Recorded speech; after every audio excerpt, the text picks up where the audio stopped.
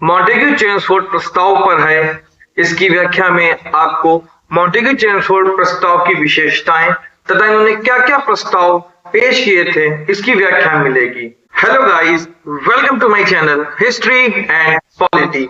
आज के हमारे प्रश्न का टॉपिक हिस्ट्री है। आइए आज का हम प्रश्न देखते हैं। मॉन्टेग्यू चेम्सफोर्ड प्रस्ताव किससे संबंधित है?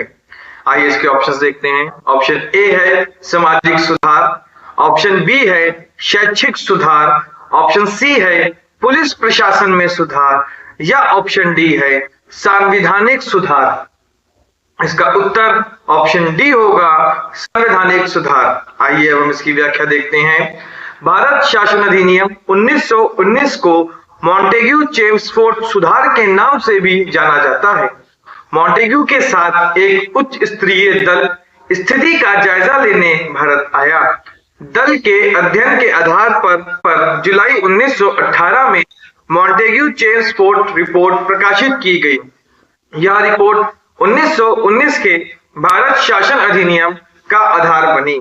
इसी के आधार पर ब्रिटिश संसद ने 1919 में भारत के औपनिवेशिक प्रशासन के लिए नया विधान बनाया, जो 1921 में क्रियान्वित किया गया। मॉन्टेग्यू चेम्सफोर्ड प्रस्ताव की विशेषताएं।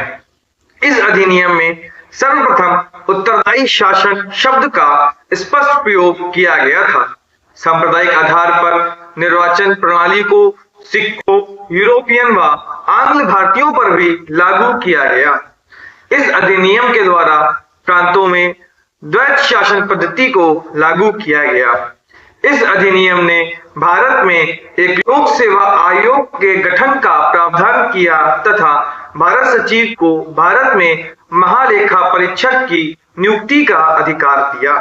अतः मॉन्टेग्यू चेम्सफोर्ड प्रस्ताव संवैधानिक सुधारों से संबंधित था। आइए अब मॉन्टेग्यू चेम्सफोर्ड सुधारों को देखते हैं। इस अधिनियम का एकमात्र उद्देश्य व्यक्तियों को सरकार में उनका प्रतिनिधित्व सुनिश्चित करना था। इस अधिनियम ने केंद्र के साथ साथ सरकार के प्रांतीय स्तरों पर भी सुधारों की शुरुआत की। अधिनियम के प्रमुख प्रावधान। विषय। राष्ट्रीय महत्व के लिए महत्वपूर्ण विषय केंद्र सरकार के पास थे। विषय इस प्रकार थे: विदेश मामले, रक्षा, राजनीतिक संबंध और संचार, सार्वजनिक ऋण, नागरिक और आपराधिक कानून, तार सेवाएं आदि।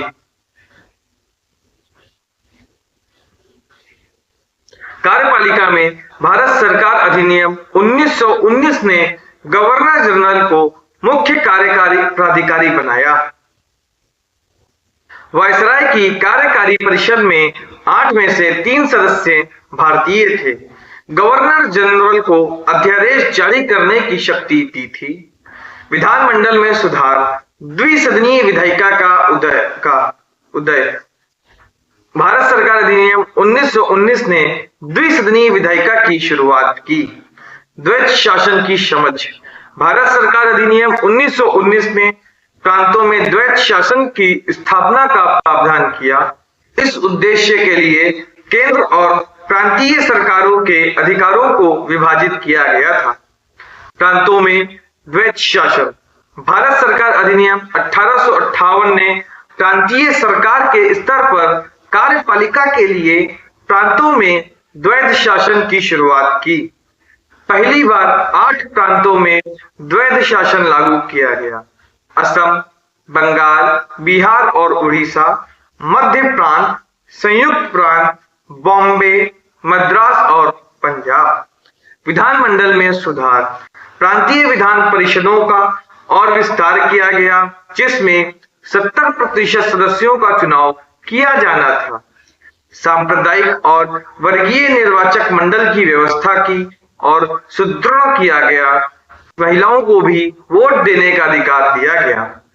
विधान परिषदें बजट को अस्वीकार कर सकती हैं, लेकिन यदि आवश्यक हो तो गवर्नर इसे बहाल कर सकता है। धन्यवाद। अगर आपको वीडियो पसंद आई हो तो आप वीडियो को लाइक, कमेंट और शेयर अवश्य करें तथा ऐसे ही नॉलेजेबल वीडियोस के लिए चैनल को सब्सक्राइब करें। धन्यवाद।